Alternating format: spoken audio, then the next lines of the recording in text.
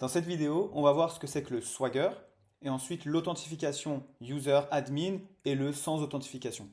Donc le Swagger, c'est un peu le mode d'emploi de notre API. Si notre application est ouverte au public, à l'extérieur, il va falloir qu'on donne ce mode d'emploi. Quels sont les endpoints, quels paramètres attendent ces endpoints, etc. Et ça, c'est généré automatiquement et naturellement par Bubble. Quand on lit une documentation API d'un outil, par exemple, on va encore prendre l'exemple de Stripe, derrière il y a un Swagger. L'affichage qu'on a, c'est un affichage joli pour qu'on comprenne, mais derrière il y a un Swagger. Donc le Swagger dans notre application, quand on est dans API, dans les settings ici, et qu'on va dans API, il y a marqué Hide Swagger API Documentation Access.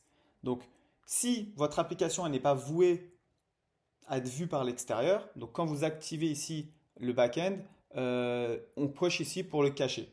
Mais si on le décoche, pour y accéder, c'est le même endpoint, enfin la racine est la même que pour les workflows, sauf qu'ici, après le 1 point, on va rajouter meta et swagger. Donc là, si je viens là, je tape meta, là on a mon swagger. Pour montrer quand même à quoi ça ressemble, si ici je coche, que je reviens ici, on voit qu'on ne trouve rien. Donc, le fait de le désactiver, ça le cache, mais ça n'empêche pas une personne qui s'y connaît un petit peu de trouver les informations.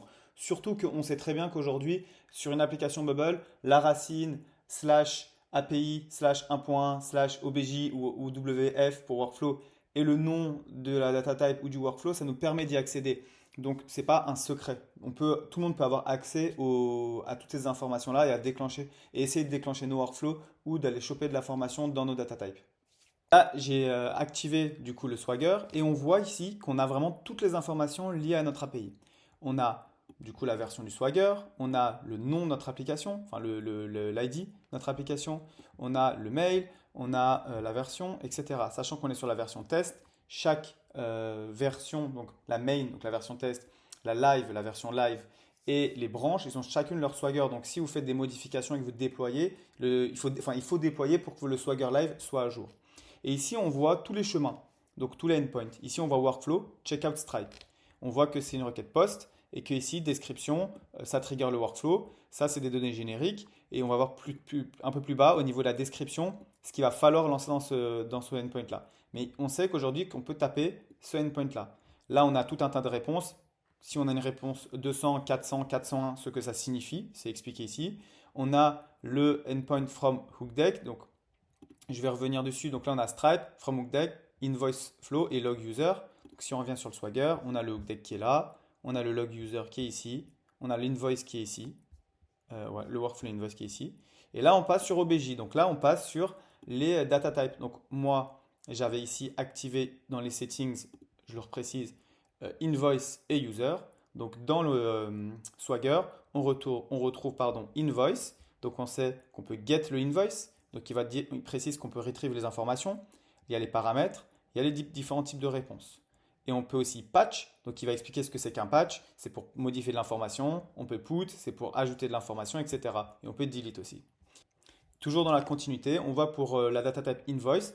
Là, on n'a pas d'ID, donc on peut retrieve la liste de tous les invoices, donc de cette data type, toutes les lignes. De la même manière, pour user, on va avoir exactement la même chose. Là, c'est user unique ID. Et si on continue de descendre, il va nous préciser un peu plus bas. Donc c'est ici, on peut récupérer la liste des users. Maintenant, ce qui est important, c'est qu'on descend tout en bas. À ce niveau-là, c'est ici qu'on voit les paramètres. Donc le checkout, Stripe Body, c'est ce qui avait marqué tout en haut. Il disait qu'il fallait renseigner le body de Stripe Checkout, donc qui est le workflow. Il dit que du coup, il y a ID SIAMAC, type, string, required, ID SIAMAC. Donc si je vais dans mon backend, mes backend workflow et que je vais là-dessus, on voit bien qu'ici, j'ai ID SIAMAC de type texte qui est obligatoire. Si par exemple, je retourne en request, detect request data et que j'actualise, si je redescends tout en bas, ici, on voit bien workflow request data. Donc on sait que ce workflow-là récupère de la data et se initialise automatiquement. Ensuite, on a la même chose avec Hookdeck, avec log user, avec tous le log user, on demande l'email et le password, c'est des strings et les deux sont required.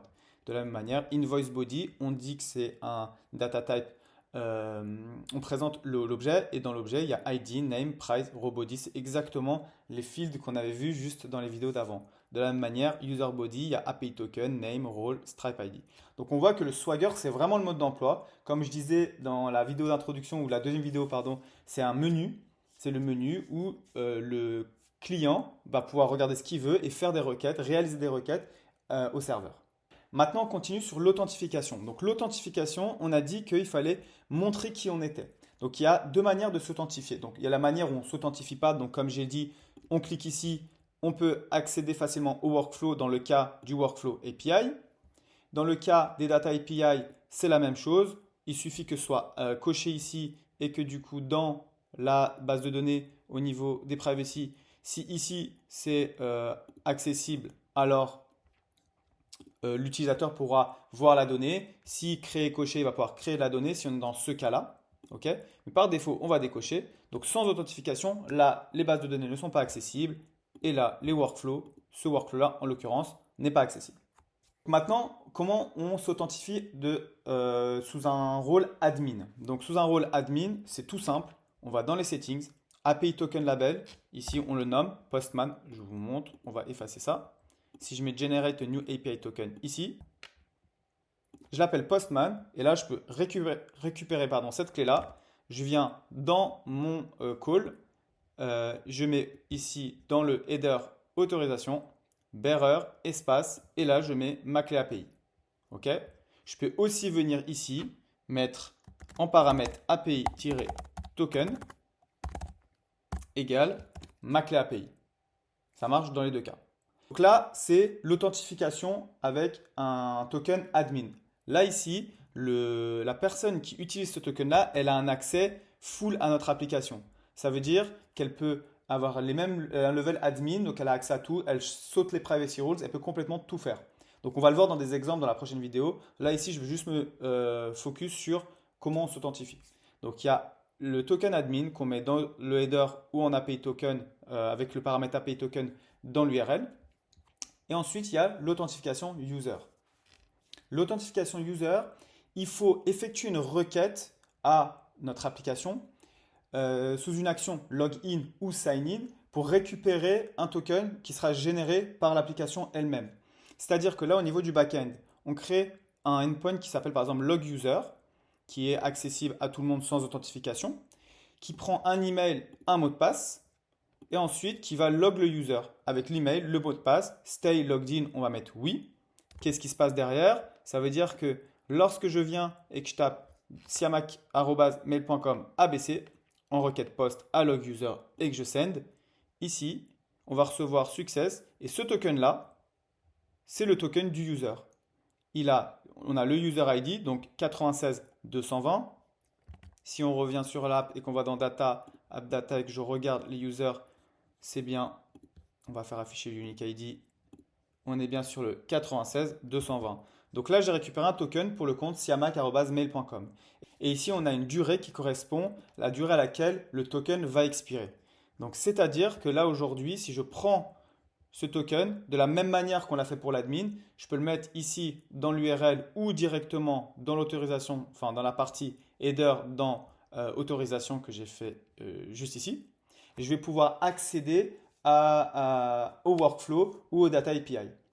Et donc là, globalement, dans tout ce que je viens de présenter, comment ça fonctionne et qu'est-ce que ça implique. Donc, il y a deux types d'authentification, admin-user. Si on ne s'authentifie pas, dans le cas des data API et des workflow API, c'est open bar. C'est toujours les privacy qui vont protéger, comme on l'a vu pour les data API. Si on ne coche pas, on ne peut pas créer, supprimer, modifier. Pareil, si on a bien paramétré les privacy et on précise bien qu'au niveau de everyone else, on n'a accès à rien, dans ce cas-là, même si on n'est pas authentifié, on ne verra pas la donnée. Donc ça, c'est le cas des data API. Par contre, dans le cas des workflows, ce qui est intéressant, c'est que les privacy ne vont pas bloquer l'exécution d'un workflow. Donc si on n'est pas authentifié et qu'au niveau du workflow, on a coché la case pour exécuter le workflow, le workflow va quand même s'exécuter. Par contre, si dans le workflow, on a des actions, on va chercher de la donnée que les privacy protègent, il y aura juste des variables vides. Il ne va rien se passer. Si on va rechercher une donnée auquel on n'a pas accès à cause des privacy, eh ben, ça va juste retourner quelque chose de vide. Si on s'authentifie comme un admin, là c'est open bar. mais c'est autorisé. Donc celui qui a le token, qui le met dans l'URL, dans l'header, il va avoir accès à toute la donnée, à tous les workflows, à tout ce qu'il peut faire. Et user, c'est comme si, comme si le user était connecté sur l'application en direct, il va avoir accès à ce dont il a le droit, à ce que les privacy vont l'autoriser à consulter et modifier et supprimer, etc. Donc les privacy, c'est vraiment, j'insiste beaucoup là-dessus, c'est vraiment là-dessus qu'il faut insister. L'authentification, c'est important, mais c'est vraiment les privacy qui vont mettre cette dernière barrière. Le workflow pourra toujours s'exécuter, mais les data seront protégées. Par contre, la data ne pourra jamais être consultée si les privacy sont correctement paramétrés. Je veux attirer l'attention sur l'authentification une dernière fois. C'est nécessaire, mais ce n'est pas suffisant. C'est-à-dire que n'importe qui de connecté pourra lancer un workflow. Donc, si on s'authentifie, c'est bien, c'est déjà une première étape, mais du coup, n'importe qui peut quand même lancer un workflow. Dans le cas de, je parle bien des API workflow. N'importe qui pourra lancer un workflow, il va pouvoir réaliser un certain nombre d'actions. Donc, soit étape 1, on désactive le public, donc si c'est une API interne, ça, voilà, c'est évident, mais je préfère le redire. Soit on met des conditions avec un return de 100 comme on a pu le voir. On met des conditions au niveau du trigger, et à ce moment-là, ces conditions-là vont pouvoir barrer la route, qu'on soit authentifié ou non. Sinon, il y a aussi une autre technique qu'on va voir, c'est mettre un terminate workflow en première action qui vérifie une condition plutôt que mettre la condition au niveau du trigger, on peut le mettre au niveau d'une action. Et on peut aussi créer nous-mêmes en interne avec une certaine logique, une base de données avec des tokens qu'on génère pour un utilisateur et faire vérifier ce token dans la condition. Et le troisième cas, lorsqu'un outil tiers nous envoie un webhook, il ne peut pas s'authentifier. Donc pour vérifier l'intégrité, l'authenticité de la donnée, être sûr qu'elle vient par exemple de Stripe, on va vérifier la signature du webhook qui est un code HMAC qui est résultant d'une fonction de hachage qu'on va voir dans les prochaines vidéos. Donc maintenant que vous savez comment on peut authentifier un user pour réaliser des actions au niveau des data API ou du workflow API, on va pouvoir passer aux exemples.